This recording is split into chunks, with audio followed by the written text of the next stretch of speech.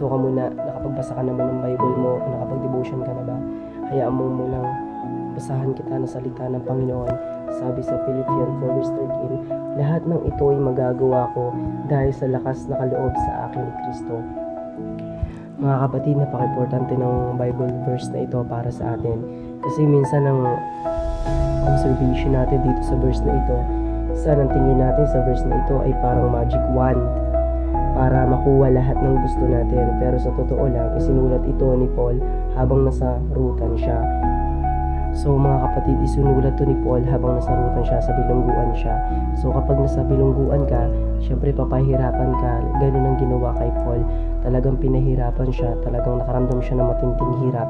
Pero itong verse na ito, hindi ito, minsan ginagamit natin ito sa mga kagustuhan lang natin na ay kaya kong abutin yung isang bagay na yan sa tulong sa akin ni Kristo dahil gusto lang natin isang bagay na yun.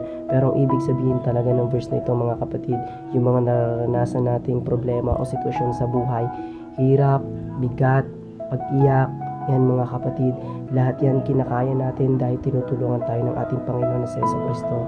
Hindi yan natin, minsan ginagamit natin itong verse na ito para lang sa mga kagustuhan nating maabot yung isang bagay na iyon.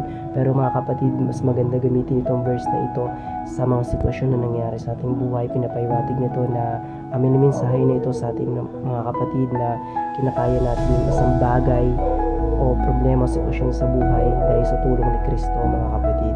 Yun lang, God bless.